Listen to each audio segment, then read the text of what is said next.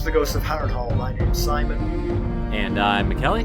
Thank you for joining us for episode 169 of our chapter-by-chapter book review of The Song of Ice and Fire by George Martin. Today, we'll be discussing chapter 25 of A Storm of Swords. That's Davos 3.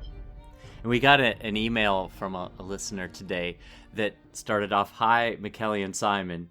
And then it said, I just wanted to put it that way because I always hear it the other way around. Yeah, I feel bad because I feel like you're the brain. You know, you're the real driving force behind this, and I do get sort of top billing. Even alphabetically, you should go first. Anyway, we're going to chat about the chapter and try not to spoil any future plot points for you, and hopefully, we're going to provide you some entertainment along the way. We'll summarise what happened, discuss our thoughts on it, provide some useful background, compare it to the television show, indulge in a little pedantry, and cover some relevant news and listener correspondence. Be sure to check out the show notes, they'll provide some additional information about the characters and geography of this chapter. Be particularly handy if you're not reading along. How are you, sir? I am doing just fine. You know, it would be funny if one episode we just threw everyone for a loop, and I started, "Hello, welcome to the Ghosts of Harrenhal. My name's Mackelly." Didn't we do it like for the 50th or something? Yes, I think we did. Yeah, it was and it either threw the 50th me. I or remember the 1 year. Yeah, I was confused when we did it. I think I got my name wrong, if I remember. You're like, "Did I, Mackelly? Wait a second. Wait. No, that's not right." I'm doing well. I'm doing well. I think I've finally gotten all the Christmas decorations up. And Stacy took the dog for a walk while I was getting ready to come down here and record. And I have the upper half of my yard, the part near the street, is set to music. And, you know, the lights blink and stuff to the music. And she came back in and goes, I don't like the blinking lights and music. And I was like, okay, I'll take all that out then. Just make it stagnant. It'll just stare at people now. Ouch. I know, right? That's okay. I do it for the kids, really. Not my kids. They don't give a crap. I do it for the neighborhood kids. Do you, Not Mackelly? You see, the thing is, I think there's an audience of one for your overdoing it at Christmas. Just do it for me. But we haven't really we haven't talked a whole lot in almost 2 weeks. That is true of everybody in my life. I have been watching the World Cup. True. Yes. Nothing else. So I've got very little to say. Yes. And let me say, I do feel a little bit icky about watching the World Cup because FIFA are monsters. I think you mentioned that before. Yes. But I am enjoying it. Well, it's been a busy week in my life, and you've missed most of it. You've missed Molly's car getting towed. I didn't tell you about that, I don't believe. I just got it back today. It cost me a small fortune in repair costs, as that car is wont to do. And probably the biggest news, second biggest news, I'll tell you the biggest news last. The second biggest news, I broke down and did something I never thought I would do. I got an iPhone. Oh, you did? I did, yes. That's interesting. I caved, just like it took me 14 years to cave into getting a dog. I finally caved into the family pressure and got an iPhone so that they can FaceTime me and I don't make the pictures blurry and stuff. I'm never going to do it. My family have iPhones and I'm never going to do it because unlike them, I have more sense than money. Oh, I can't wait to complain. It came in yesterday, and I still haven't started to set it up because I keep coming up with excuses as to why I'm not set it up yet. But really, I'm just kind of scared. I'm kind of scared to do it. I don't really want to, and I can't wait to start complaining about how inferior it is to my Samsung. Yeah, you know when the keyboard comes up and it doesn't have any numbers on it, and you have to go to a different screen to click numbers, you're going to be annoyed then. Oh, when I run out of space on my phone, I've got limitless space on my Samsung. Anyway, when you pay for an app that's 3 times the price it was, I'm gonna be annoyed. You're gonna be annoyed with that too. So Carson is actually she's on the opposite journey because remember she lost her iPhone. Oh, I do. And, yes. There was still like a faint, now pretty much extinguished hope that she would get it back, but she got our provider to move her number to a spare Android phone that we had lying around. So for the last month and a half, she's been using an Android phone. Uh-huh. And she's actually seen some of the advantages. Uh-huh. This is just a cheap phone. It's not a special phone, but she's like... Right. Yes. So there's just a chance. I don't believe it, because she still complains bitterly, but I'm just hopeful that she might come over to the bright side. Yes, and I've gone to the dark side. We've swapped places. So this is the second biggest news. God help me. The biggest news happened today. Go on. You and me got Christmas cards. Oh! From one Jenny of Oldstones. How nice. Sent our Christmas cards, and yours, they both came in one big envelope, and yours was marked in a smaller envelope inside of the big envelope for you, and mine was marked for me. But yours wasn't closed, so I have looked at yours. I know what yours is. But I really like mine. It's already up on it's the first card up on the board in the kitchen where the cards go. It is a weirwood tree with Christmas lights on it. Oh, excellent. It's fantastic. We'll have to meet up so I can get a hold of my card. Yes. Face to face. I will definitely have to do that, especially before Christmas, if possible. Ideally. Yes. So, I have a little story, stemming, as they often do, from the family call. Yes, good. I have not heard this. I'll be hearing the first time along with our listeners. So, if you recall, I went to my brother's wedding, and I was official photographer, and I sent him the photographs. And then in the mail from his new wife Sophie, we got a letter from France, and it had a photograph in it, which of course I took. So it's kind of like, seems like a circuitous route to do this, but it was like a thank you, and it was a photograph of them with my family. So it was a nice photograph, and it was great. Yeah. But Carson noticed that the return address that Sophie had written, was not quite the address that we have now. My brother has lived there for 10 years, more than that, 20 years. My parents were there for 12 years before that, so I thought I knew the address, but actually the address is slightly different from what I understood it to be. Okay. This got Carson very interested, so she went searching to see if this address was correct. And she found their website, but she found the French version of their website. So she asked Google to translate it into English. Uh-huh. Okay. And so she was kind of curious, because, sometimes Google Translate can get things wrong. But she found a very interesting thing. As she went down the list of possible activities that you could do while staying at the farm, she saw horse riding, and she saw tennis, and she saw sin. Just the word sin. And she was like, I hope they book the whole place, not just one of the units. I don't recall this option when we stayed there. She brought this up to Rob, and we were all sort of like, riffing on this, and we thought it was very funny. And we were like, Rob, what is it? And he was like, I don't know. He said, I don't know what the French word for sin is. Because obviously it had come from a French word, which meant something else, probably. Right. So while we were all talking and sort of riffing on this, he went off and he said, it's fishing. The French word for sin and fishing are essentially the same word. Which is such a strange thing to have the same word for. It really is. Later on, he was telling me about this trial he's been having about setting up the joint bank account for the two of them.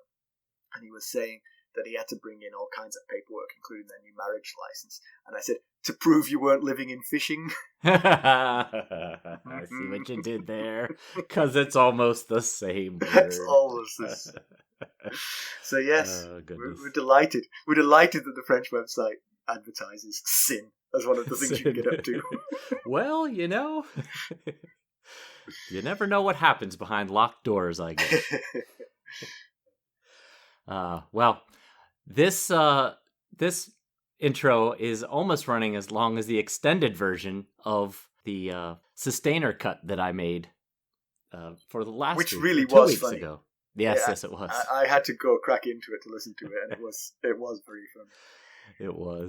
I'd forgotten how funny it was. I'd forgotten how amused you were. I mean, for me, it didn't seem that unusual of a flub. The outtake part, yes. The outtake part. I left in the runaway car story. The runaway car. You loved that runaway car I did, story. yes, I did. I guess that's another perk of being a sustainer, is sometimes we do extended versions with long stories and outtakes left in. Well, it's a perk, I suppose. Right. Long, funny stories and funny outtakes. So let's get down to business. How did we leave Davos Seaworth? Last we saw of Davos, he'd caught a ride from his little island in Blackwater Bay on a Lyseni ship, on which he learned that King Stannis was still alive. He was taken to his friend Salador San, where Davos discovered that his son's fates. 4 had died on the Blackwater, but Devon was still alive and is on Dragonstone, still squire to the king. Davos tells San he plans to kill Melisandre and sets off for the castle to do so. Upon entering the castle, Davos is arrested for planning to kill Our Lady. Mackelly, why don't we give the summary of this one? Why don't we? Davos sits in his cell deep underneath Dragonstone. It's dank and dark, but at least it's not cold. It's said that the castle was built with the stones from hell, and Davos can see how that might be the case. When he first arrived, he thought his sickness would take him soon. However, Maester Pylos nursed him back to health, and now he's hale and hearty, receiving fairly high-quality food for one in his position. It dawns on Davos that they're keeping him alive for some purpose. Remembering the fiery fate of Gunsa Sunglass doesn't do much to lift his spirits. His 2 jailers bring him a regimented supply of food, but they never respond to his questions. However, his loneliness comes to an end when Melisandre unexpectedly pays him a visit. She questions whether he needs anything. It's only his king and his son that he's lacking. She asks if he believes her role is to keep the darkness at bay. He rebuffs the suggestion, pointing out that he saw what she birthed underneath Storm's End.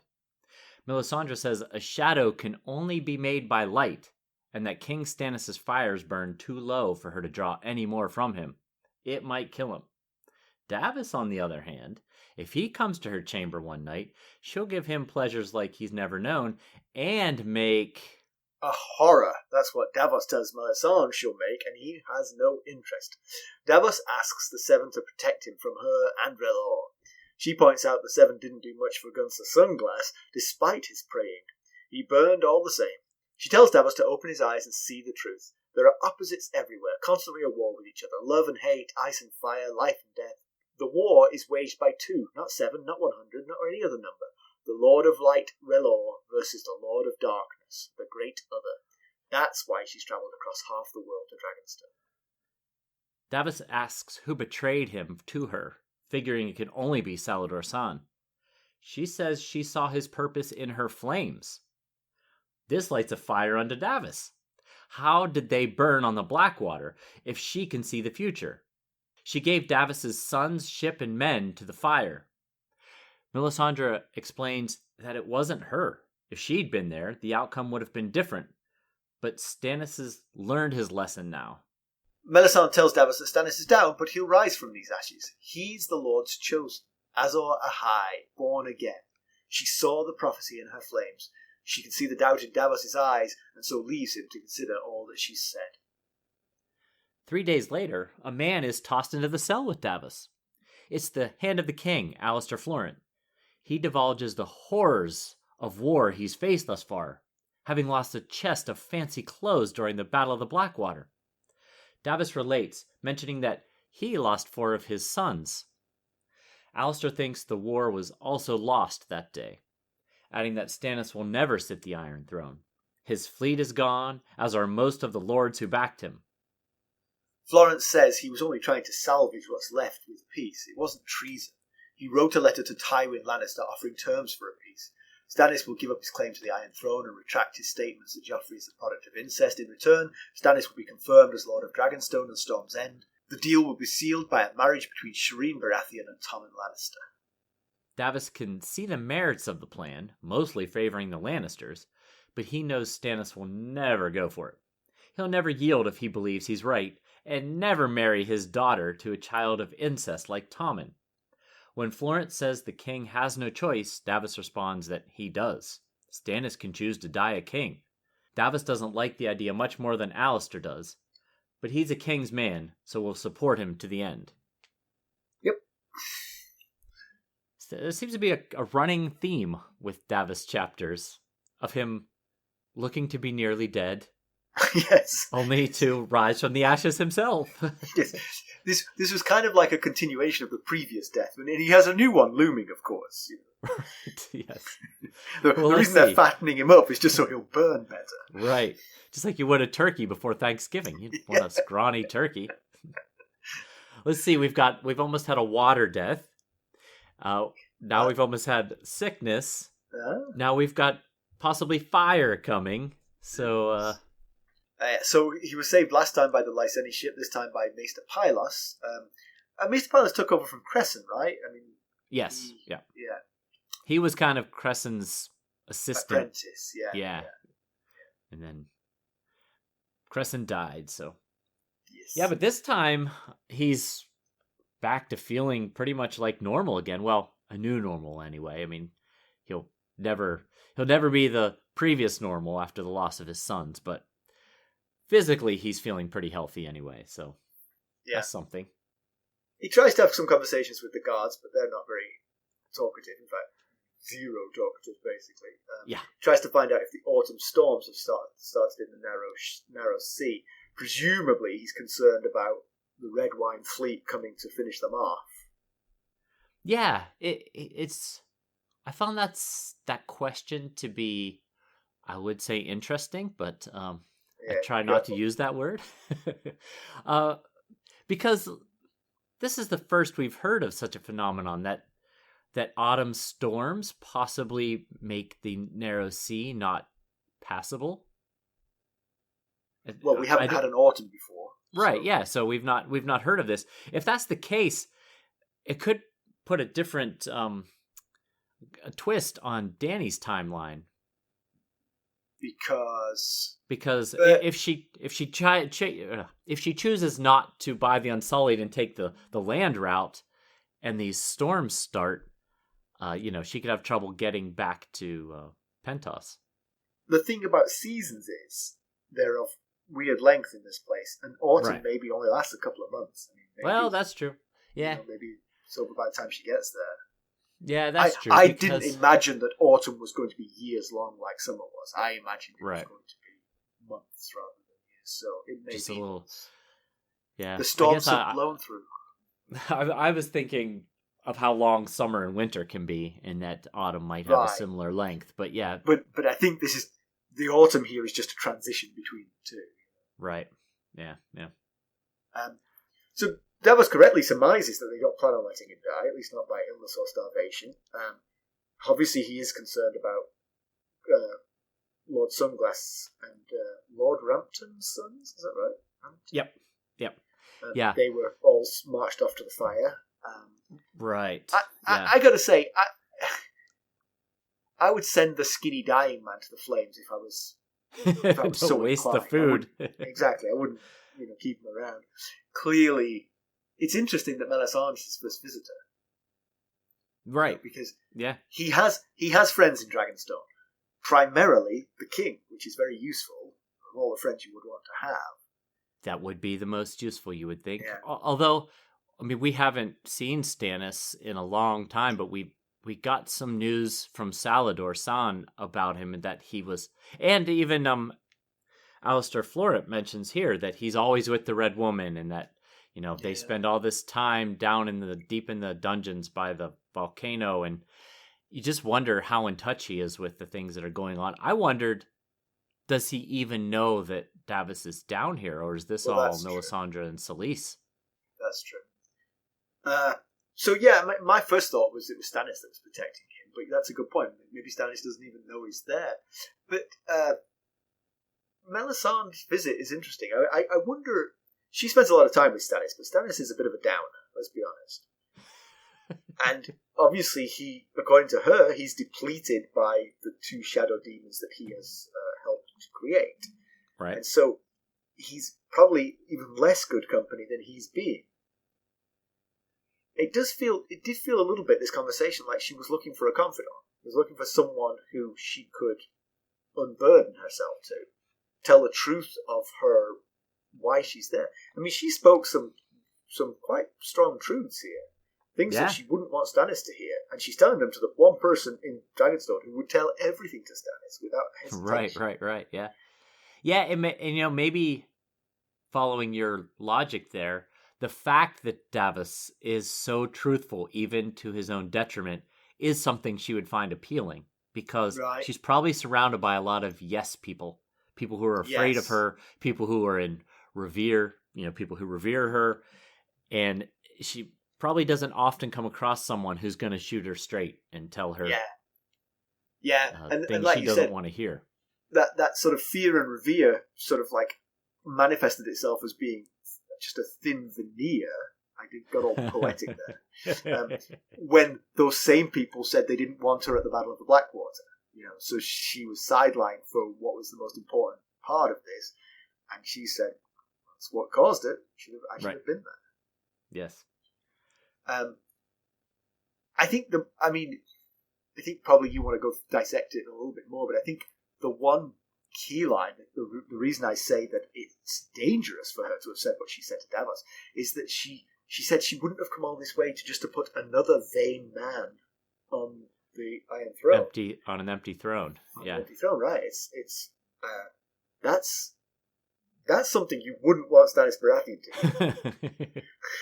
Unless you're implying that, because the reason she was saying it is because that Stannis is not your average guy. He is Azor Ahai reborn. So maybe she's saying, I wouldn't have just come put any old random vain guy on a throne. I hear what you're saying. I took it more to mean that my being here and helping Stannis is just the tip of the iceberg of why I'm here. The real reason I'm here is for the war. I agree. And then yes. So that does leave the first meaning of that, another vain man. He's just another vain man. But I think with her there to guide him, she expects him to become Azor Ahai. Okay. So he is still in transition to be the man she needs him to be, to lead the light against the darkness, I guess is kind of what you're... But also, I mean, that he's a means to an end for her. I mean, it's a little bit confused, because obviously if he's Azor Ahai, then she's... What's the point of her? I mean, Azor Ahai is the one who's going to have, he's fabled, has powers that would make hers seem trivial. Right. He's got Lightbringer, the sword. Right. So you've got that. Then why do you need her? Right. Is she necessary to make? That's the question. Is she necessary to make it happen? To make the?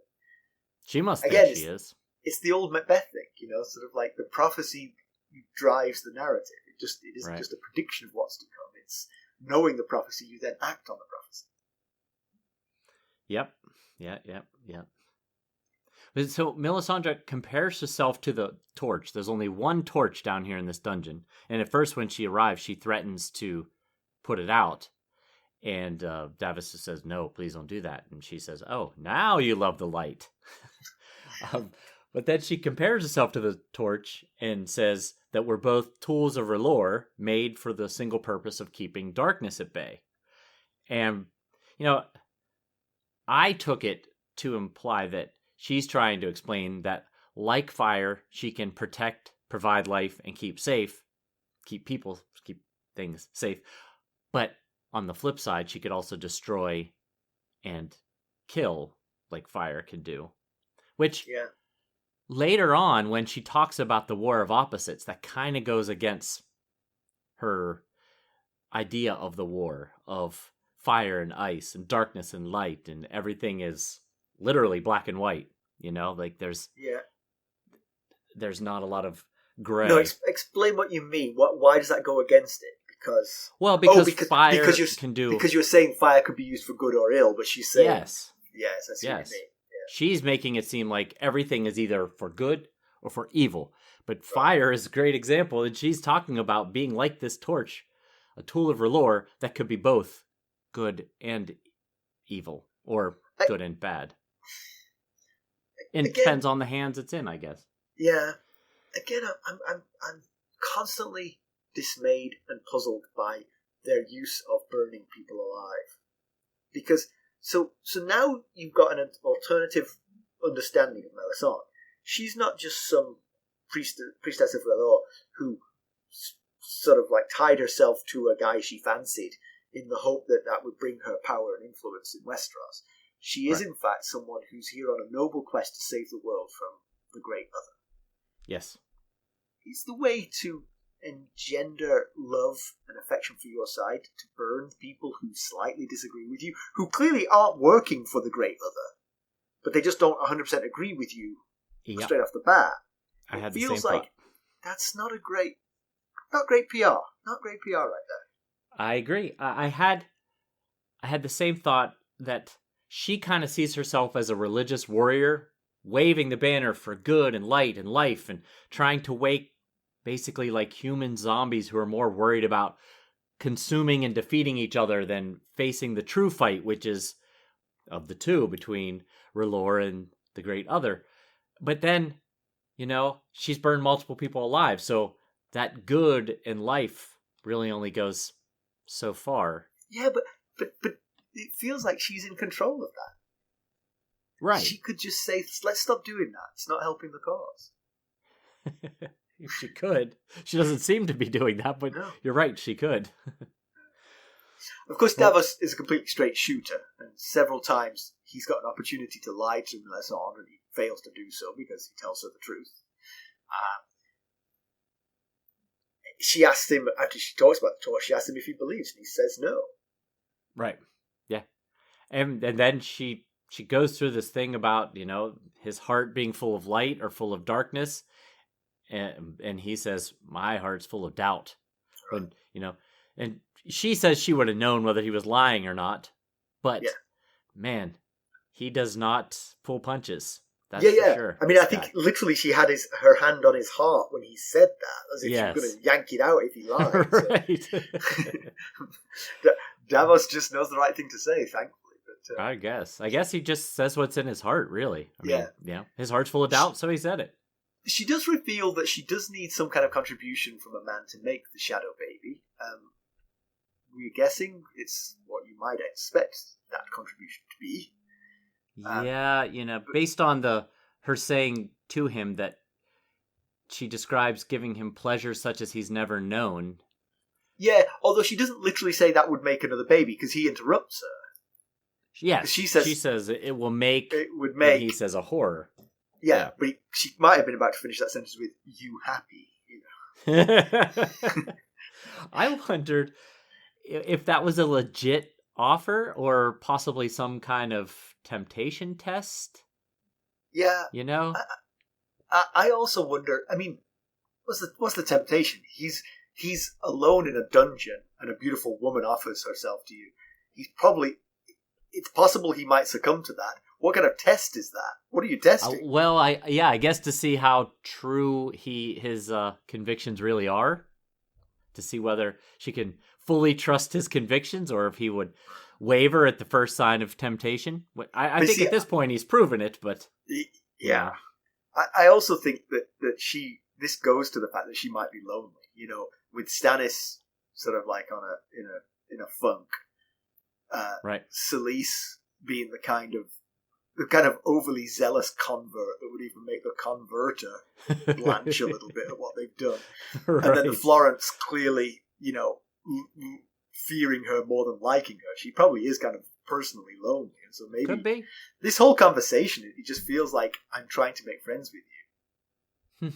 That is. I mean, just I on never some levels. thought about it that way, but as you mention it, I can see your points about it. Yeah.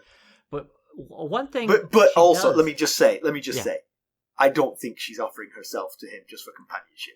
There's an ulterior motive. But right. I did also think that the Shadow Demon had to come from more than just sex. I thought it had to be like perhaps sex with a king or sex with a king for a purpose. I thought he had to have some intent in that. Sure. Yeah. But maybe not. Maybe she can just spawn them whenever she feels like. Any old sap will do, I guess. Right, exactly. And given that she's very attractive, she should be able to have 3 a night, popping up all over the place. We'll be right back. Hello, friends. Are you ready to make some unforgettable memories? Well, if so, consider the Marriott Bonvoy program. Discover the perfect destination for your summer getaway and unlock exclusive deals on luxurious accommodations. With our affiliate partnership, you'll enjoy unbeatable savings and a seamless booking experience. Don't let summer slip away. Visit Marriott Bonvoy today and make this vacation season one for the books. Use our Ghosts of Harrenhal affiliate page to check it all out and buy Bonvoy points or give some as a gift. The link to our page is in the show notes. Well, she does give her pitch for believing in R'hllor over the Seven. I'm already convinced on this one. You don't have to tell you what, in this chapter, and I mean we've talked about it a lot, but in this chapter, it's very prevalent that Martin, it feels like he deliberately gives examples of how, I don't know, useless the right word for the Seven. Like they don't ever do anything. She points out that the Seven did nothing for Gunther Sunglass, who was an incredibly pious man. His sigil is 7 seven-pointed stars, and he prayed 3 times a day. And yet, as she says, when R'hllor reached out and touched him with the flames, he burned screaming. Can I just leap to the defense of the Seven here? There is a possibility here, of course, that there is no such thing as an interventionist god. That there is no god that intervenes anywhere. It just so happens that those who follow R'hllor also happen to have magic at their disposal because they come from Essos and they have some kind of... Yeah. Over there, magic is more prevalent, it seems. And so that's possibly an interpretation that R'hllor isn't actually stronger than the Seven. He's exactly as aloof as the Seven. Yep, you could make that argument. You could also make the argument that those who worship the old gods, when we see things like Bran warging and, some of the other old god attributes, that's children of the forest magic being used. Right.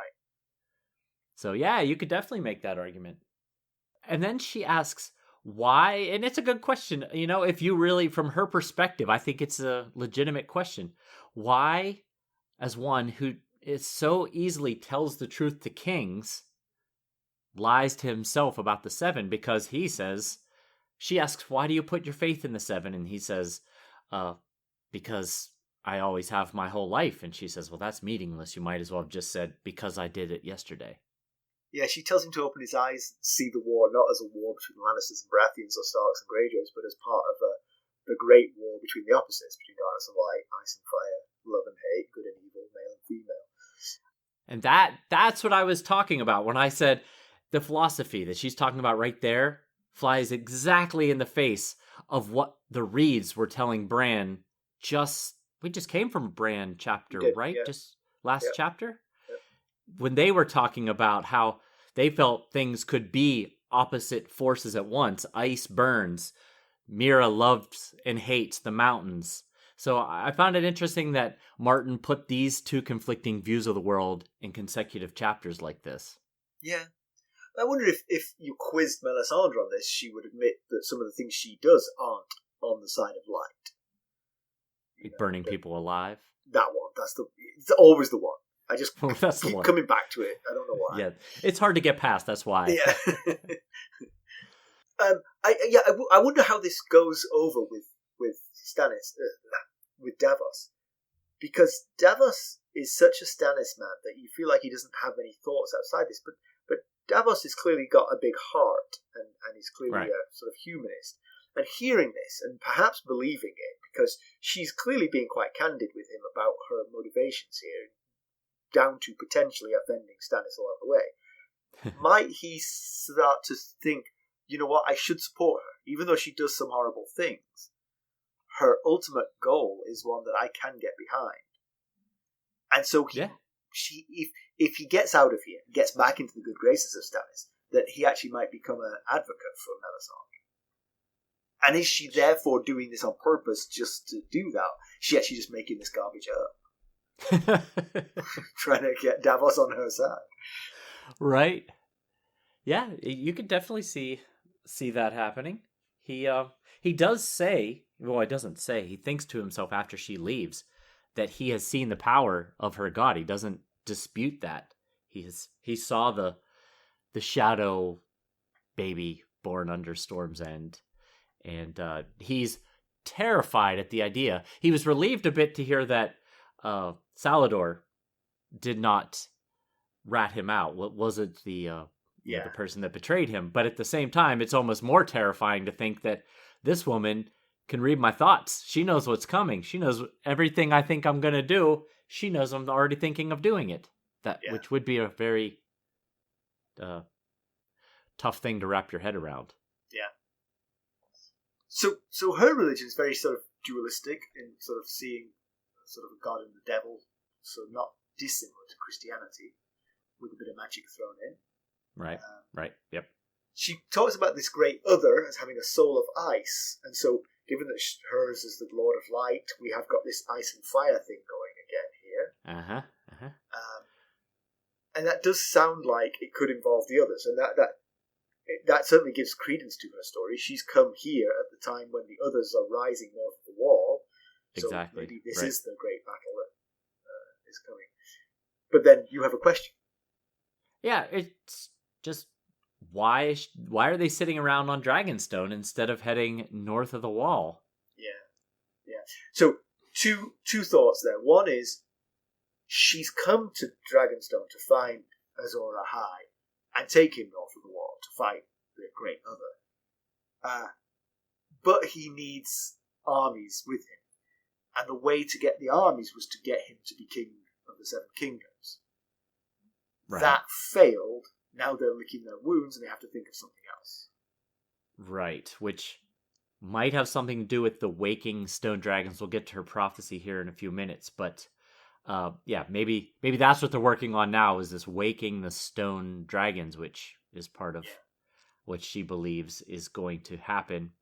It just, I wondered if maybe Melisandre, could she have possibly steered Stannis toward not taking her to the Blackwater, knowing that he'd lose, so that he'd be less distracted by winning the Iron Throne and more in her debt and willing to focus on the Holy War she's here to fight? Well, that is interesting. If this genuinely is her motivation, she really might have lost Stannis. Because if he had won that war, there would be kingdom building to do. Right. He's not going to run off to go fight the Great Other right then. Right. Exactly. Yeah, that's a good point.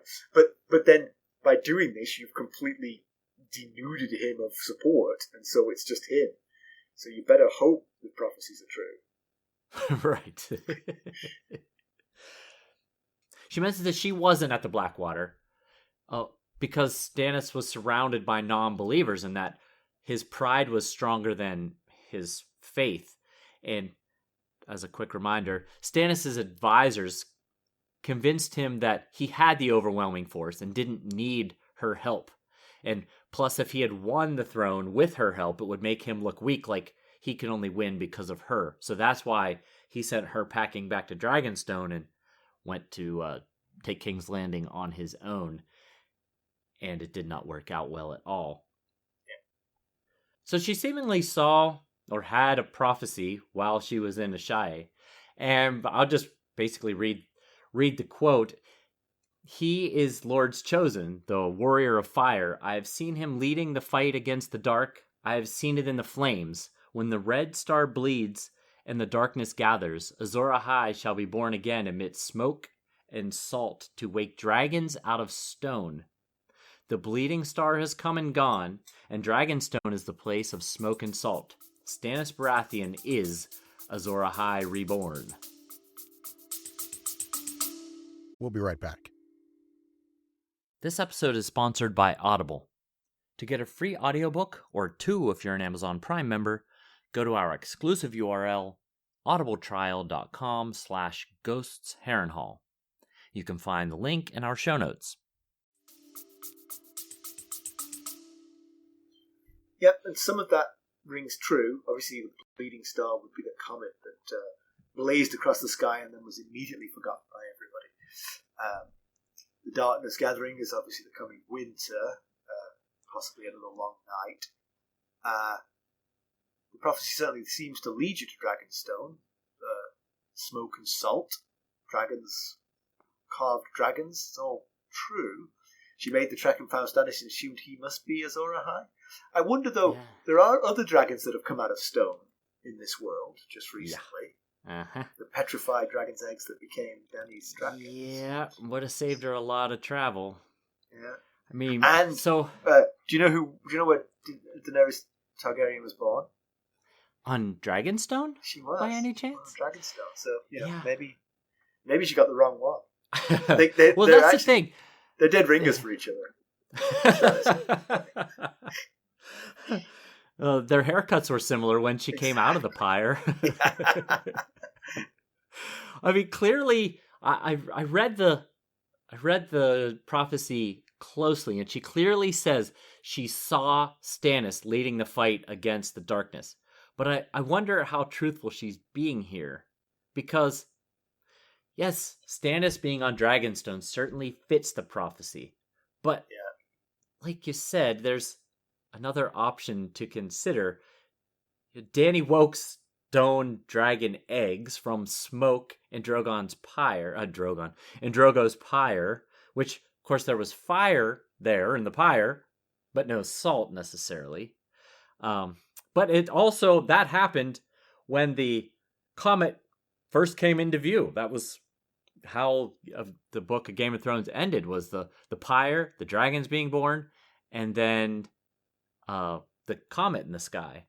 So, yeah, like you said, Dany was born on Dragonstone. But the prophecy says, when the red star bleeds, Azor Ahai will be born again amid smoke and salt. So, I have seen some arguments that is in reference to Dany being reborn in the flames as the unburnt. Yeah. And I've seen others suggest that make the case that the salt that's referred to with the smoke and salt is referring to Dany's tears over her loss of Drogo and Rhaego. So, yeah, but I mean, literally, the words are Azor Ahai shall be born again amidst smoke and salt to wake dragons out of stone. I mean, that is a succinct summary of Daenerys Targaryen's life. Yes, minus the salt, it's pretty much. But I mean, Dragonstone is salty, you know. Oh yeah, her being born there. Yes, her being born, because it says Azor Ahai shall be born again amidst smoke and salt. So that's, to me, is somebody born on Dragonstone shall be born to bring dragons back from stone, and that feels like four square. That's Dany, not Stannis. Yeah, you certainly make the argument for it, no doubt. Well, that's where I am. I am with you. And it's worth noting that during a small council meeting, when reviewing that letter from Stannis about the Lannister incest that he spread all over the place, it was, I think, Tyrion 3 of A Clash of Kings, Littlefinger mentions that Varys reported years ago that Selyse had taken up with a red priest, which turns out to be a priestess. But so it seems like Melisandre had this prophecy about the Red Comet quite years before the Red Comet showed up. Right. So she might be onto something about the prophecy. She just might have gotten a few of the details wrong. So you mentioned that she saw Davos' purpose in the flames, and that's kind of a relief to Davos because he was afraid that Salador had betrayed him. But Davos did think that maybe Salador had done it to save Davos' life rather than just to betray him. Yeah.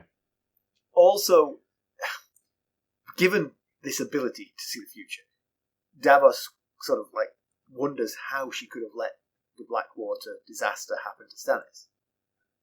Yeah, right. But like it's.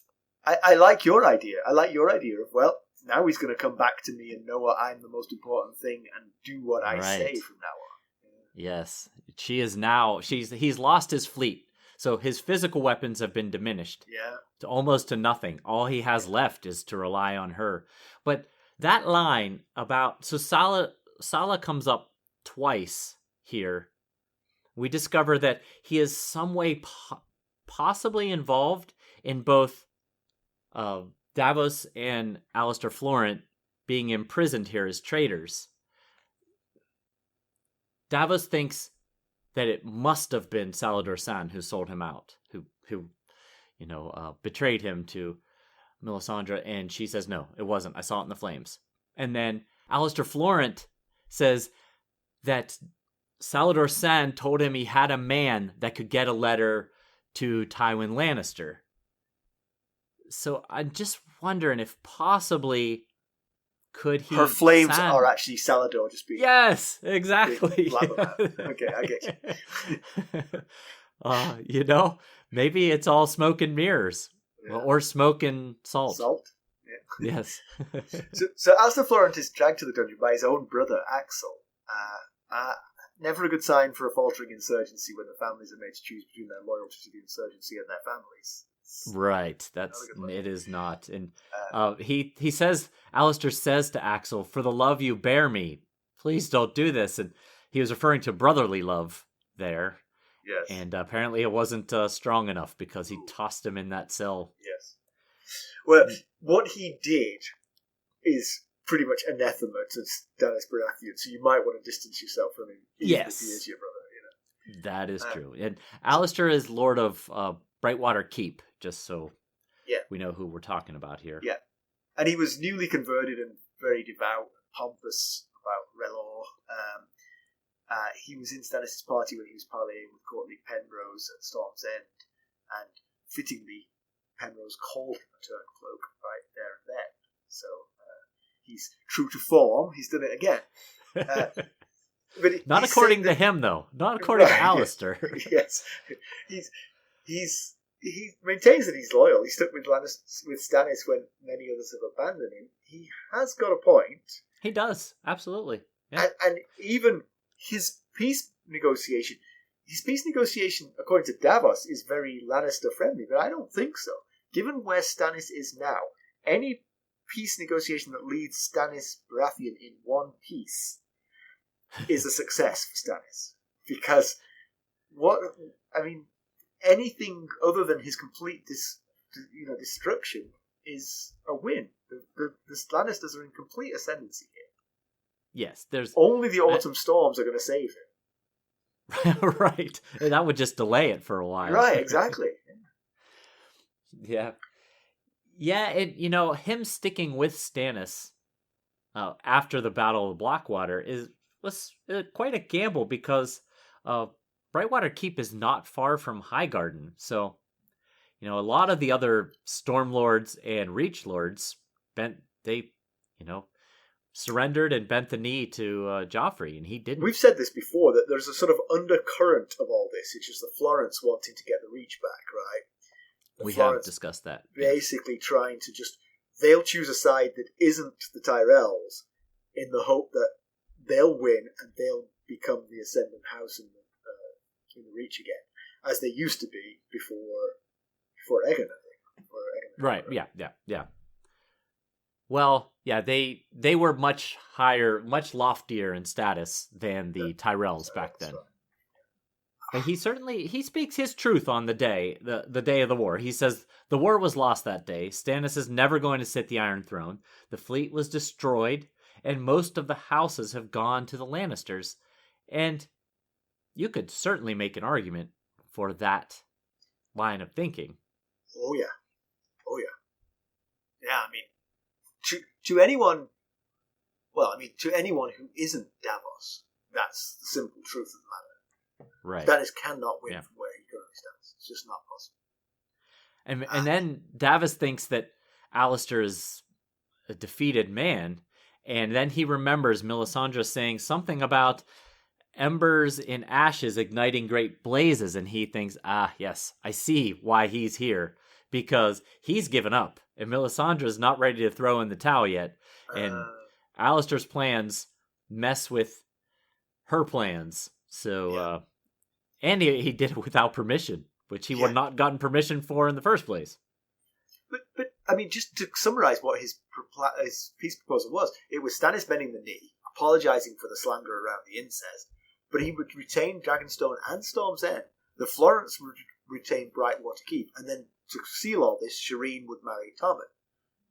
I don't see how that's a win for the Lannisters. I really don't. The Lannisters would not draw it up like that. he would not certainly wouldn't get both castles. Right. I think Davos's thought is that the Lannisters, through Tommen, will eventually get both castles if Shireen is Stannis' only heir. So it would just be a time thing. So here's the Lannisters' riposte to that, yeah? Stannis bends the knee, apologises for the slander. He keeps Dragonstone and Storm's End for now. Shireen marries Tommen, and we castrate Stannis.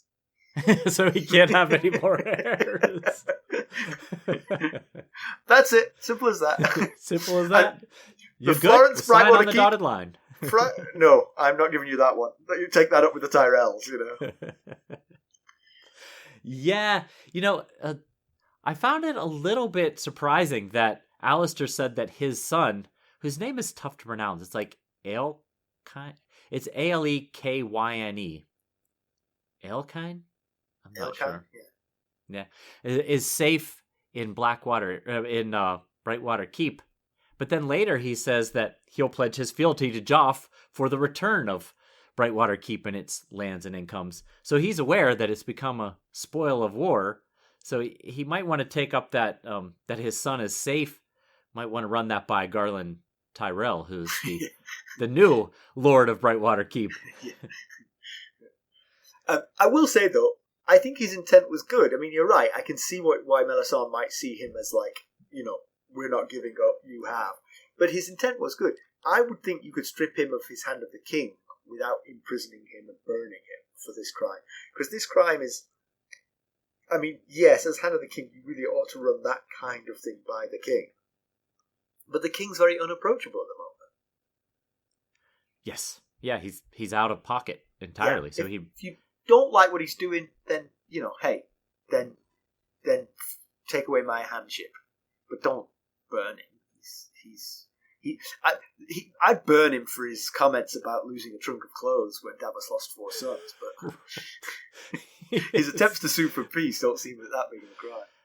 Although Davos points out that it was never going to work in the first place because, first of all, Stannis isn't the kind of guy who's going to admit that he's wrong if he doesn't actually believe that he's wrong. And the even bigger issue is that he's never going to marry Shireen to Tommen if he believes that Tommen is from the same incestual seed that Joffrey is from. And he's probably right.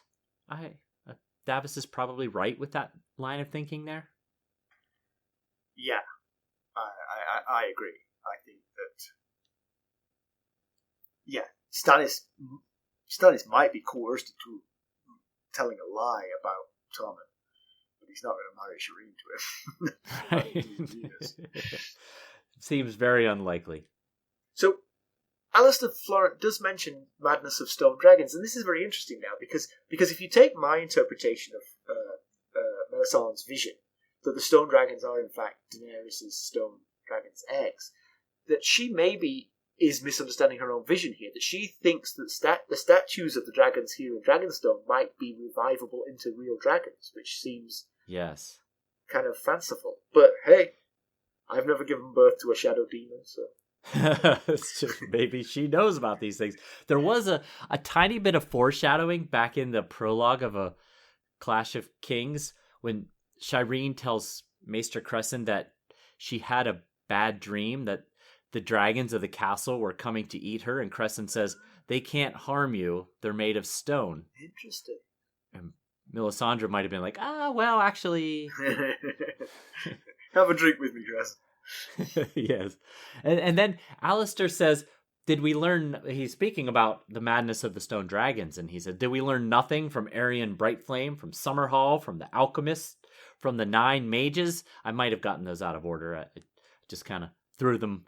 I know those were the 4 he mentioned. I'm not sure I got the order right. But and most of those, we know what he's referring to. We know who Aerion Brightflame is. He was the Targaryen prince who drank wildfire thinking he was going to turn into a dragon. By doing so, it was Aegon the Fifth's older brother.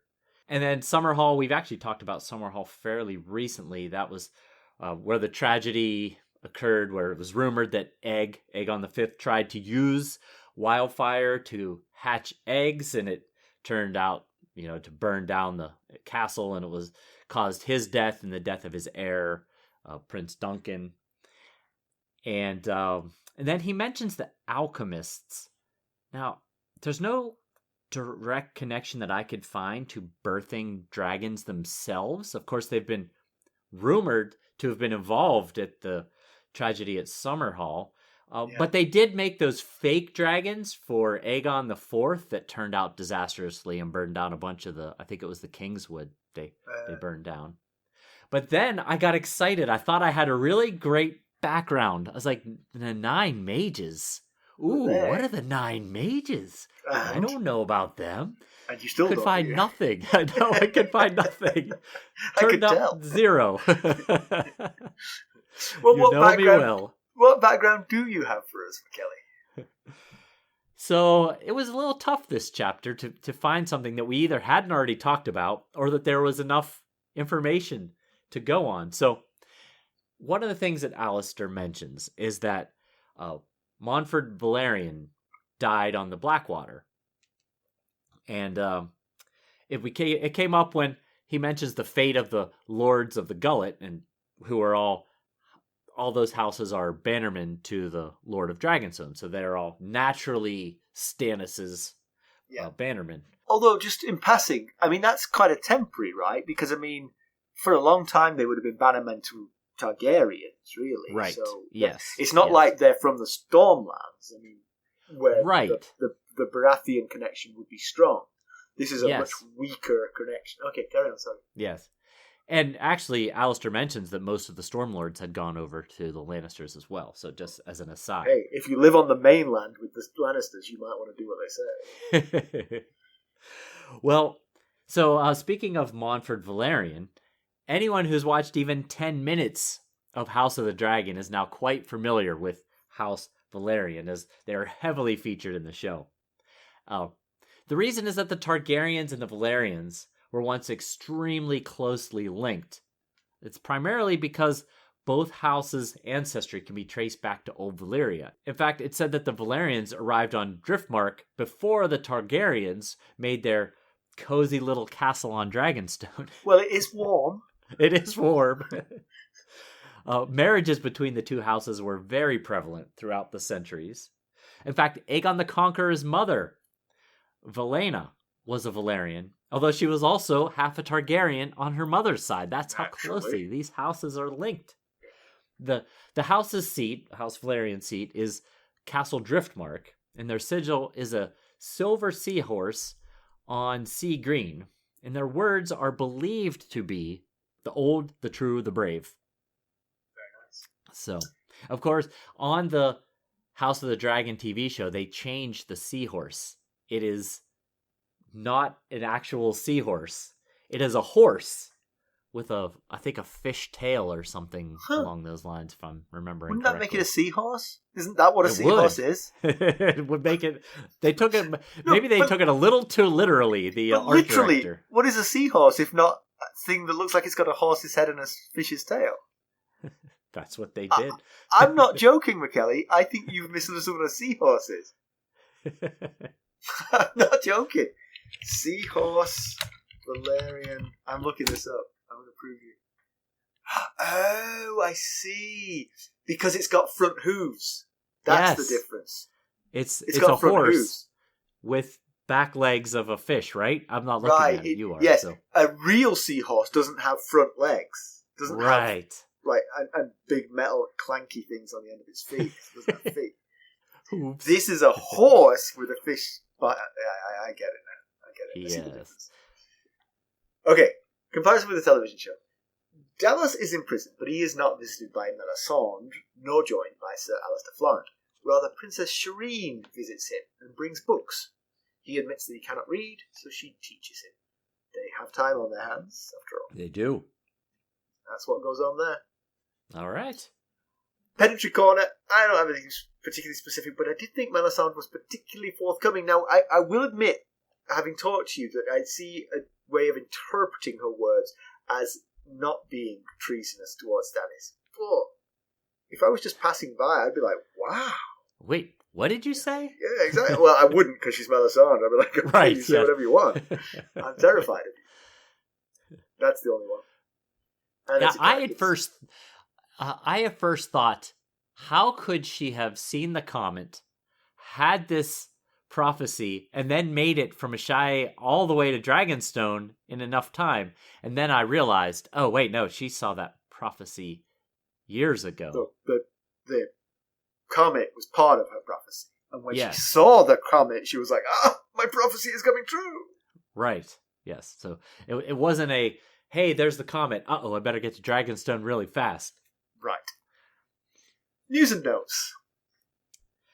News and notes. So Elden Ring, the video game that George Martin worked on the narrative design and world building for, cleaned up at the 40th Golden Joystick Awards ceremony recently. The game won 5 of their 6 nominations, including the top honor, Ultimate Game of the Year. And game director Hidetaka Miyazaki, or something along those lines. That was perfect. Okay, good. Japanese is easy because it's like Spanish. It's always the same sounds. So it's Hidetaka Miyazaki. Okay. Well, he specifically thanked Martin during his acceptance speech for the Ultimate Game of the Year award. Do you like the way I did that? Our Japanese listeners are welcome to tell me how wrong I was. Become a sustainer. Become a Knight of the Realm or a Lord Paramount. You get it all. There's lots of fun content on there, including last week not a spoiler, an outtake, which was, I think it was the funniest, maybe the funniest outtake we've ever had. At least, I think you laughed the hardest at the outtake. You were out of control laughing. Usually when I'm laughing that hard, it's something that we can't keep. Yeah. So it was good to be able to keep that in, and the car out of control story as well was also left in. It's weird that it's weird how many stories we've told, and yet there are still ones that we hide. Become a sustainer. Become a Knight of the Realm or a Lord Paramount. Yeah, and during our sustainer calls, we tell some of those stories that we cannot tell. Stuff that can't be told. Not on a PG podcast, that's for sure. No. And also, as I've been mentioning, please view our YouTube content and subscribe to our YouTube channel. That'd be very helpful to us. We would very much appreciate it. And one final thing I want to mention is, as of yesterday, we were the top rated, as far as the amount of ratings, A Song of Ice and Fire podcast on Spotify that I could find. I have them all of our sibling shows listed, and we passed what had been first place. We have now taken the top spot, and just a little icing on the cake, we are 5.0, second place is 4.8, and so on and so forth. So not only are we the highest rated 5.0 show, we are the highest rated altogether. Most ratings, I should say. Most ratings. And one final thing. This week, the Spotify Wrapped statistics have been coming out to everybody. If you're a Spotify member, you get this thing where they tell you like how many minutes you've listened to this show and your top 5 and stuff. And I have been loving seeing everyone posting with us. A lot of them were the top podcast, and some of them the amount of minutes that they have listened to us for has been criminal. Quite. It is fantastic. I've been really enjoying it. And is that on the Discord server? You're seeing that? I'm seeing it on the Discord server, but also people have been sending it to our Instagram inbox or sharing it on their stories, and I've been posting it to our Instagram stories. So awesome. If you want to do that, I'd be happy to post it to our story. Awesome. All right, let's conclude. So Davos is alive, and that tends to be the conclusion of Davos chapters because he's been hanging on for dear life. He's being cared for. He is, yeah. Maybe like a turkey before Thanksgiving. It's hard to tell. But hopefully his fate is not going to be that of Lord Sunglass. Melisandre seems to be confiding in him rather candidly, rather self-servingly. Right, it's hard to tell exactly what Yeah. But there's definitely verisimilitude to her story. There's definitely. I like that word. Oh, it's one of my absolute favorites. I think that's the third time I've said it in the history of the podcast. I do say that word. It means the appearance of truthfulness. Right. Yeah. That word is, by that count, it should be right up there with the word interesting. Interesting. And good point. I don't know. The characters, several of the characters don't have verisimilitude. That's the problem. So right. This particular story does have it because she's definitely revealing truths about her past. Is she glossing things over to make herself more appealing to Davos? Yeah, almost certainly. But and I really like your idea that she intentionally allowed all this to happen to gain more control over Stannis, so that she can fulfill what she sees as his prophetic endgame, which is to defeat the Great Other North War. Right. That's the big battle she's worried about, not necessarily the battle on the Blackwater. Yeah. And I've been wondering this whole chapter whether Stannis knows Davos is down here. Is this all Melisandre and Selyse, or is he in on it? It's really TV show Stannis could just talk to Shireen, but at dinner. Mention it at dinner. Book Stannis would have to rely on Melisandre, and I don't think she's sharing this particular piece of information. She put Davos there. She's keeping him there as long as she wants. So if that's the case, then Stannis very well might not know that he's even down there. It's something to think about. Yeah. Well, we have hopes for Davos. We're more concerned for Alester Florent. I think he's headed for the flames. You don't betray Stannis with notions such as common sense, peace, forgiveness, and expect to walk away in one piece, because that's not Stannis. But I also like your interpretation that it's more to do with him having given up and not being one of the glowing embers from which a flame could come back. Right. Like that. Yeah. And it seems, based on how this chapter ended, that Davos knows the king much better than his hand seemed to know him, which is kind of the downside when you appoint someone a hand that you just... I mean, he hasn't seen Alester Florent in quite a while, possibly since his marriage to Selyse. Right. So, winter weather warning, we're off to visit Jon next week, where he's forced to part with a loved one. Which, for some reason, it sounds like he's going to lose a finger or something to frostbite. It's a Davos carryover. That's what You've got Davos on the brain. So, there's 3 ways that you could help us. You could leave us a review. You could buy some merchandise just in time for the holidays at ghostsofharrenhal.threadless.com, or you could buy us a cup of Arbor Gold at pioneercoffee.com/ghostsharrenhal. Become a sustainer at the Lord Paramount or Knight of the Realm level at a discount for the rest of the year. That's right. And as always, of course, you can reach us at ghost.harrenhal@gmail.com, but you can also go out and follow us on Twitter at ghostharrenhal. We are on Facebook, Instagram, Discord, and YouTube. Thanks for listening. Thanks. Bye. Bye.